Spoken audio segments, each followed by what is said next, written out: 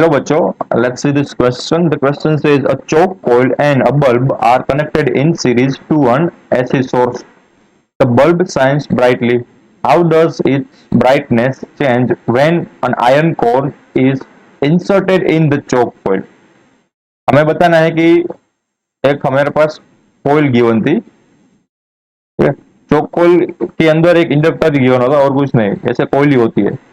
And उसके series में एक बल्ब लगा होता है ऐसे। एंड फर्दर हमें क्या गिवन है कि उसको एक ऐसी सोर्स से कनेक्ट किया जा रहा है। तो शुरुआत में जो बल्ब था उसमें ब्राइटनेस हाई थी। अब क्या करते हैं कि ये जो कोयल है उसमें एक आयरन कोर का रोड इंसर्ट करते हैं, ठीक है। तो ये जो आप पहले क्या थी, पहले हमारे पास जो ये कोर थी वो थी एयर की कोर। कोर का मतलब कि ये जो आप लूप देख रहे हैं, ये वाला भाग, बीच वाला भाग, उस बीच वाले भाग में पहले एयर भरी हुई थी। अब उस एयर की जगह पर हमने ये रोड को इंसर्ट कर दिया। तो अब इसकी ब्राइटनेस में क्या चेंजेस आएगा, बल्ब की ब्राइटनेस इंक्रीज होगी या डिक्रीज होगी, वो हमें बताना है। यहाँ पर लिख देता हूँ ऐसी सोर्स है। तो हम इस प्रॉब्लम के लिए जो की कॉन्सेप्ट यूज करने वाले हैं, की कॉन्सेप्ट वो होगा इम्पीडेंस, इम्पीडेंस ऑफ इंडक्टर।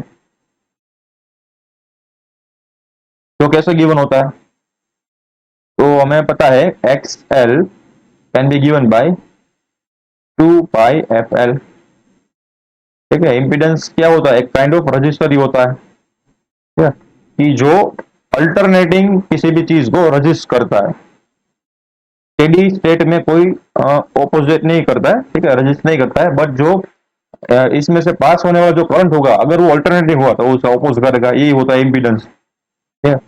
तो हमें बताना है कि शुरुआत में यानी कि एयर कोर में कितना इम्पीडेंस होगा, and after inserting the iron core कितना इम्पीडेंस होगा, हम उन दोनों के कंपैरिजन करेंगे, ठीक है। तो पहले हम क्या करेंगे कि एयर कोर में कितना इम्पीडेंस है वो फाइंड करेंगे। तो लेट्स से उसको मैं बोलता हूँ एक्स एल एयर, तो वो मैं मानता हूँ 2πf एल नोट। यहाँ पर एल नोट की वैल्यू क्या थी, एल नोट की वैल्यू थी कि इंडक्टेंस,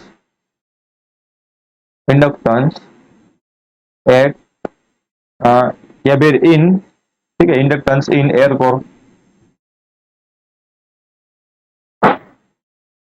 जब कोई आयरन कोर नहीं उसमें इंसर्ट थी तब इंडक्टर की वैल्यू थी, इंडक्टेंस की वैल्यू थी वो थी एल नॉट। अब हमने क्या किया कि उसमें वो रोड को फिट कर दिया, यानी कि यहाँ पर मैं लिखता हूँ X L for iron core is equal to क्या होगा, फ्रीक्वेंसी सोर्स को सभी सेम ही रहेगा क्योंकि एफ तो किसकी फ्रीक्वेंसी है, ऐसी सोर्स की फ्रीक्वेंसी। चेंज क्या कर सकते हैं, यानी कि चेंज क्या हो सकता है, तो उसका इंडक्टेंस चेंज हो सकता है। तो यहाँ पर मैं लिख देता हूँ एल प्राइम, एल प्राइम की वैल्यू होती है, यहाँ पर मैं लिख देता हूँ L prime is for inductance in iron core. तो देखो जब भी हम किसी मैग्नेटिक चीज को इंडक्टर के अंदर रखेंगे तो उसका जो इंडक्टेंस होगा वो हाई हो जाएगा, क्योंकि वो क्या करेगा, मैग्नेटिक जो मटेरियल है वो अपने में मैग्नेटिक एनर्जी को स्टोर कर पाएगा ज्यादा से ज्यादा। ये काइंड ऑफ उस तरह से हुआ, मान लो कि आपके पास ये एयर कोर था, ठीक है, ऐसा इंडक्टर, एंड और एक इंडक्टर था सेम साइज का, बट उसमें एक आयरन रोड एंटर किया हुआ था, यानी कि इंसर्ट किया हुआ था। तो मान लो मैग्नेटिक फील्ड यहां से जनरेट हुआ इस कोइल से, वो ऐसे कुछ हुआ, ठीक है, ऐसे कुछ हुआ। And due to this second वाला पार्ट जहां पर आयरन रोड इंसर्टेड है उसमें से मैग्नेटिक फील्ड की मात्रा वो बढ़ गई। क्यों बढ़ गई, क्योंकि जो ये रोड है वो भी मैग्नेटिक एनर्जी को अब एब्जॉर्ब करेगा, यानी कि एनहेंसमेंट करेगा, ओवरऑल जो मैग्नेटिक फील्ड प्रोड्यूस होगी ना उसमें एनहेंसमेंट करेगा, मैग्नेटिक फील्ड को ट्रैप कर पाएगा और कुछ नहीं। तो जिसकी वजह से क्या होगा कि हम बोल सकते हैं कि जो आयरन कोर की वजह से इंडक्टेंस था उसमें इंक्रीमेंट आया।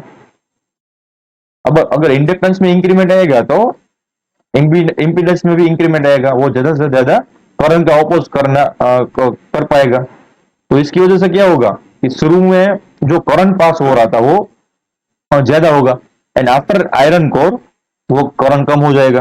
ठीक है, तो मैं यहाँ पर क्या कहता हूँ कि यहाँ पर नेक्स्ट साइड में देखते हैं कि शुरू में करंट कितना पास हो रहा होगा। मान लो let's say V is equal to I R, formula लगाते हैं तो V I R M S times X L. ठीक है, तो आई आर एम एस क्या होगा, I R M S is equal to V A C, यानी कि वी आर एम एस मैं यहाँ पर लिख देता हूँ अपॉन एक्सएल। आप यहाँ पर V is equal to I R simply for आपके नॉलेज के लिए भी ऐसा लिख सकते हो और कुछ नहीं। तो जो ब्राइटनेस होती है वो इससे ज्यादा पावर पे आधारित होती है, यानी कि मैं यहाँ पर लिख देता हूँ जो इंटेंसिटी होती है, ब्राइटनेस की इंटेंसिटी, वो is proportional to power. And power की वैल्यू क्या होती है, आई टाइम्स आर होती है ना, यानी कि आई स्क्वायर आर होती है। तो यहाँ पर मैं लिख देता हूँ आई आर एम एस का स्क्वायर टाइम्स आर, आर यानी कि एक्सएल। तो intensity is proportional to X L और कुछ नहीं। ठीक है, सॉरी डायरेक्टली एक्सएल तो नहीं कह सकते यहाँ पर, क्योंकि आई आर एम एस भी है, तो थोड़ा सा हम सिंप्लीफाई करते हैं। तो हमारे पास वोल्टेज की वैल्यू कांस्टेंट है। ठीक है, हम इस जो इक्वेशन है ये वाला, उसमें सिर्फ एक्सएल की वैल्यू पुट करेंगे, क्योंकि आईआरएमएस एंड एक्सएल दोनों वेरिएबल है, हमें सिर्फ एक वेरिएबल ही चाहिए। तो यहाँ पर हम कैसा लगा सकते हैं, तो हमें और एक फॉर्मूला पता है, P is equal to V times I का। ठीक है, हमें सिर्फ वैल्यू चाहिए ना, वो चाहिए एक्सएल की। तो यहाँ पर मैं लिख देता हूँ, उसके हम फाइंड करोगे तो आएगा V square R M S divided by X L. ठीक है, ये फॉर्मूला फिर हम लिख सकते हैं। देखो यहाँ से हम आई आर एम एस की वैल्यू यहाँ से पुट करोगे ना, तो आपको पास यही आएगा और कुछ नहीं। ठीक है ना, तो आपके पास यही फॉर्मूला है। तो देखो वोल्टेज जो कांस्टेंट है ना, तो वोल्टेज कांस्टेंट है तो किस पर वेरिएबल करेगा, इंटेंसिटी 1 अपर एक्सएल पे। तो इसका मतलब ये हुआ कि जिसका एक्सएल कम होगा उसकी ब्राइटनेस ज्यादा होगी, एंड जिसका एक्सएल ज्यादा होगा उसकी ब्राइटनेस कम होगी। तो हमारे केस में किसका एक्सएल ज्यादा है, यानी कि इंपीडेंस किसका ज्यादा है, आयरन कोर का, तो ब्राइटनेस कम होगी उसके लिए। तो यहाँ पर लिख देता हूँ for air core brightness is high, and for iron core